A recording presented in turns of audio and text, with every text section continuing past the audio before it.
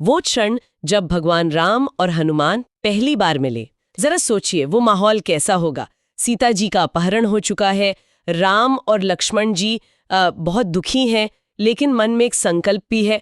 वो जंगलों में भटक रहे हैं और धीरे धीरे ऋष्यमुख पर्वत के पास पहुंचते हैं। ये किष्किंधा के पास है। वहीं पहाड़ों में वानर राजा सुग्रीव छुपे हुए हैं, अपने भाई से डरकर, और उनके साथ है उनके वफादार मंत्री हनुमान। तो आज हम सिर्फ कहानी नहीं सुनेंगे, हम इस पहली मुलाकात की परतों को खोलेंगे, है ना? वाह।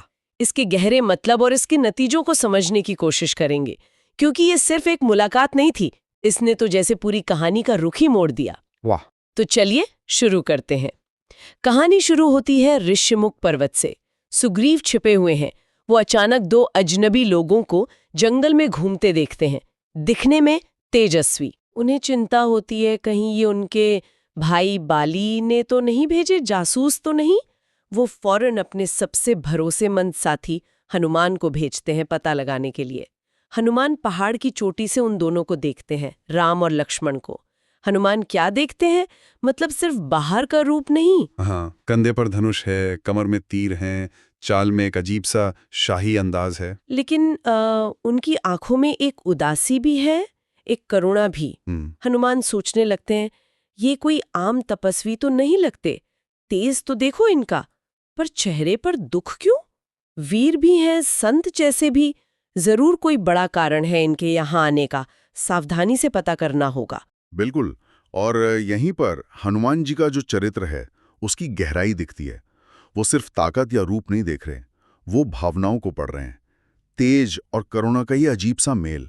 और उनकी प्रतिक्रिया देखिए, वो सीधे लड़ने नहीं जाते, ना ही डर के छिप जाते हैं। वो समझदारी दिखाते हैं, एक ब्राह्मण या साधु का रूप धरने का फैसला करते हैं। यहाँ हमें हनुमान जी की, मतलब वानरों के प्रतिनिधि की, सिर्फ ताकत नहीं बल्कि उनकी कूटनीति, उनकी समझ, हालात को भांपने की काबिलियत का पता चलता है। ये सिर्फ सावधानी नहीं, ये गहरी समझदारी है। थी विनम्र तरीके से हनुमान उन दोनों भाइयों के पास जाते हैं। ऐसा लगता है मानो कोई ज्ञान का प्यासा हो। उनका व्यवहार उनके असली रूप से कितना अलग है। जो स्रोत है वो उनके शब्दों को भी बहुत सुंदर बताते हैं। हनुमान हाथ जोड़कर बिल्कुल साफ और मीठी आवाज में पूछते हैं, हे वीरों, आप तो राजकुमार जैसे दिखते हैं, पर ये तपस्वियों वाले कपड़े क्यों पहने हैं? आपके कोमल पैर इस कठोर कांटेदार जमीन पर क्यों चल रहे हैं? आप कौन हैं? किस मकसद से इस सुनसान जंगल में भटक रहे हैं?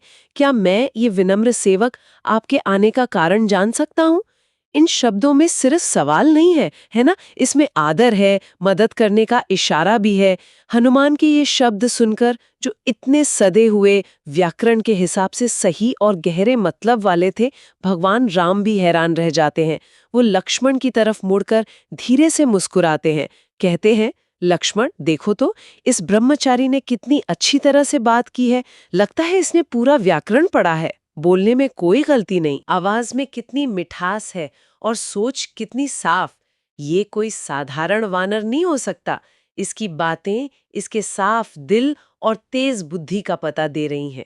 राम ने भेष के पीछे छिपे हनुमान के असली व्यक्तित्व को उनके शब्दों से ही पहचान लिया। हाँ, और ये बातचीत सिर्फ एक जान पहचान नहीं है, ये दिखाता है कि बातचीत का शब्दों का कितना असर होता है।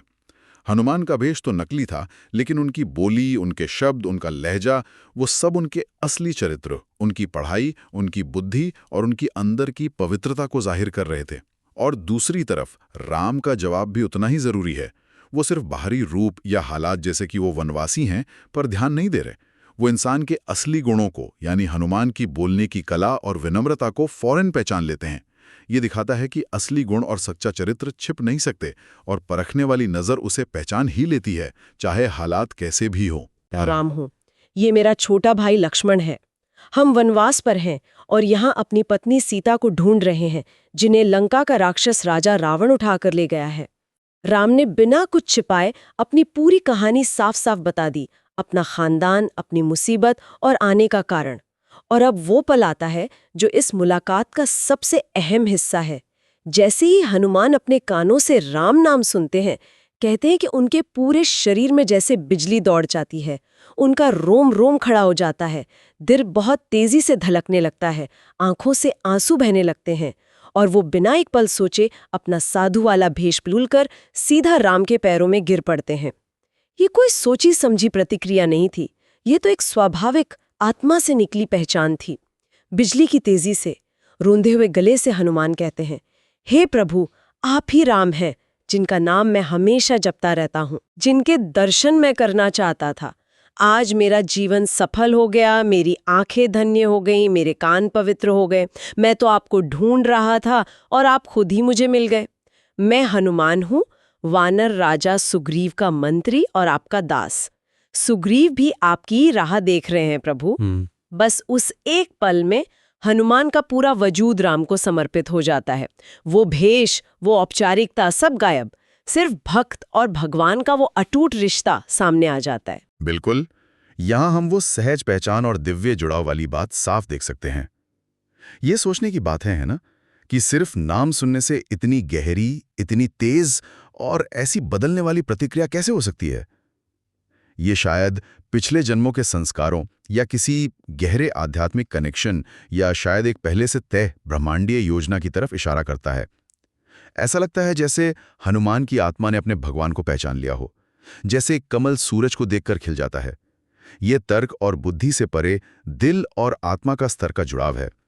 भक्ति मार्ग का ये एक बेहतरीन उदाहरण है, जहां नाम और नाम वाले में कोई भेद नहीं रहता। नाम सुनते ही भक्त भगवान से जुड़ जाता है। इस पल की जो इमीडिएटसी है, जो तीव्रता है, वो इसके दिव्य होने का सबूत है। दृश्य है वो बहुत ही भावुक और अहम है। भगवान राम जो खुद करुणा के सागर हैं, हनुमान को जमीन पर पड़ा देखकर पिघल जाते हैं। वो बहुत प्यार से हनुमान को उठाते हैं, उन्हें खड़ा करते हैं और अपनी दोनों बाहों में भरकर गले लगा लेते हैं। इस पल को खास तौर पर बताया गया है कि ये सिर्फ एक आलिंगन नहीं था, ये भगवान और उनके सबसे खास भक्त के बीच दिव्य प्रेम, स्वीकृति और कृपा का एक जबरदस्त प्रवाह था। कहते हैं ये पहली बार था जब भगवान ने अपने किसी भक्त को इस तरह पूरे मन से गले लगाया था, और वो भक्त हनुमान थे। राम का दिल भी प्यार से भर जाता है। वो हनुमान से कहते हैं, हनुमान, तुम्हारी बातें सुनकर ही मैं समझ गया था कि तुम खास हो, पर अब तुम्हारी भक्ति देखकर मेरा मन गदगद है। तुम बहुत साफ दिल वाले हो, समर्पित हो और तुम्हारी बुद्धि का कोई जवाब नहीं। तुम्हारी विनम्रता और तुम्हारा ज्ञान दोनों ही तारीफ के काबिल हैं। मुझे इस दुनिया में तुम्हारे जैसा वफादार और काबिल साथी मिलना, ये मेरी खुशकिस्मती है। भगवान राम न सिर्फ हनुमान की भक्ति को स्वीकार करते हैं, बल्कि उनके गुणों की पवित्रता, समर्पण, बुद्धि, विनम्रता की खुलकर तारीफ करते हुए उन्हें अपनाते हैं और कहते हैं कि उसी पल से हनुमान ने अपना तन, मन, प्राण सब कुछ भगवान राम की सेवा में लगा दिया। उनका ये रिश्ता सिर्फ एक रणनीतिक समझौता या दोस्ती भर नहीं था, ये एक हमेशा रहने वाली, कभी न टूटने वाली भक्ति और एक दिव्य मकसद के लिए समर्पण का रिश्ता बन गया। ये मुलाकात असल में रामायण के एक नए निर्णायक मोड़ की शुरुआत थी। इसी ने सीता जी की खोज और रावण पर जीत का रास्ता खोला। हाँ, और ये जो आलिंगन है, ये कई मायनों में महत्वपूर्ण है। ये सिर्फ एक भावुक पल नहीं है, इसका एक गहरा प्रतीकात्मक मतलब है। ये राम द्वारा हनुमान की पूरी स्वीकृति है, उनके वानर रूप के बावजूद, उनकी उस वक्त की स्थिति, सुग्रीव के मंत्री के बावजूद। ये कृपा का प्रतीक है, जहां भगवान खुद झुककर अपने भक्त को उठाते हैं और अपनाते हैं। और सबसे जरूरी, ये एक अटूट सेवा पर आधारित बंधन के फौरन बनने का प्रतीक है। ध्यान दीजिए, यहाँ कोई लंबी बातचीत, कोई शर्तें, कोई शक नहीं है। पहचान होते ही समर्पण और स्वीकृति हो जाती है। राम का हनुमान के खास गुणों को पवित्रता, समर्पण, बुद्धि पहचानना और खुलकर उनकी तारीफ करना इस रिश्ते को और भी गहरा और सार्थक बनाता है। ये दिखाता है कि दिव्य योजना में हर पात्र का अपना खास महत्व है और सही समय पर उनका मिलना कैसे बड़े मकसदों को पूरा करने का जरिया बनता है। यह आलिंगन असल में दो शक्तियों का मिलन था, राम का दिव्य नेतृत्व और हनुमान के बेमिसाल सेवा करने की क्षमता। तो इस पूरी कहानी से, राम और हनुमान के इस पहले यादगार मिलन से हमें क्या खास बातें सीखने को मिलती हैं? स्रोत हमें कुछ गहरी सच्चाइयों की तरफ इशारा करते हैं। पहली और सबसे जरूरी बात, सच्ची भक्ति भेष और हालात के पार दिख सकती है। हनुमान साधु के वेश में थे, राम वनवासी के, लेकिन दिल के स्तर पर पहचान हो गई। भक्ति ने रूप और स्थिति की दीवारों को तोड़ दिया। दूसरी अहम सीख ये है कि विनम्रता और बिना स्वार्थ का सेवा का भाव ईश्वरीय कृपा और स्वीकृति का दरवाजा खोलता है। हनुमान की जबरदस्त ताकत और बुद्धि के बावजूद उनका शुरुआती रवैया बहुत विनम्र था। उनकी बातों में जरा भी अहंकार नहीं था। इसी विनम्रता और सेवा की इच्छा ने राम का दिल जीत लिया। और तीसरी बात, जो दिल सच्चाई और पूरी लगन से अपने लक्ष्य या अपने ईश्वर को खोजता है, वो आखिर में उसे पा ही लेता है। राम सीता जी को खोज रहे थे, हनुमान अपने भगवान की सेवा का मौका ढूंढ रहे थे, और सुग्रीव अपनी मुसीबत से छुटकारा चाहते थे। इन सभी सच्ची खोजों का हल इसी एक मुलाकात में छुपा था। बिल्कुल। और ये जो सीख हैं, ये सिर्फ कहानी के आखिर की बातें नहीं हैं, ये पूरे प्रसंग में हमें दिखती हैं। हनुमान की विनम्रता तो उनकी पहली बातचीत से ही जाहिर है। राम के असली रूप को पूरी तरह जानने से पहले भी उनमें मदद करने की, सेवा करने की भावना दिखती है, जब वो पूछते हैं कि वो कौन हैं और उन्हें क्या तकलीफ है।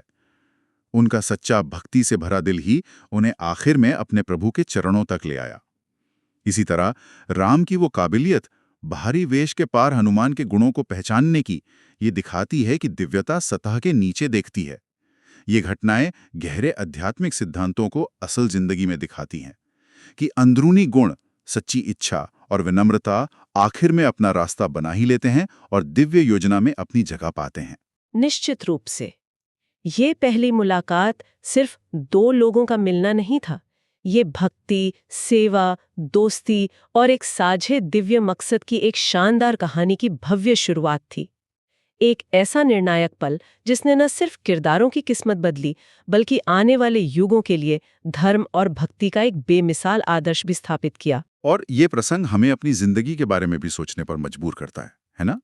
हम अपनी रोजमर्रा की जिंदगी में सेवा, मदद या किसी सार्थक जुड़ाव के मौकों को कैसे पहचान सकते हैं?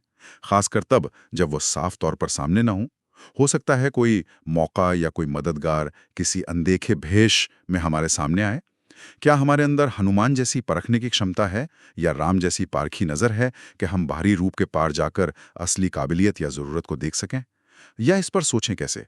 कभी कभी एक शब्द, एक नाम, एक विचार, जैसे हनुमान के लिए राम का नाम था, हमारे अंदर सोई हुई ताकतों को, गहरे मकसद को या हमारी असली पहचान को जगा सकता है।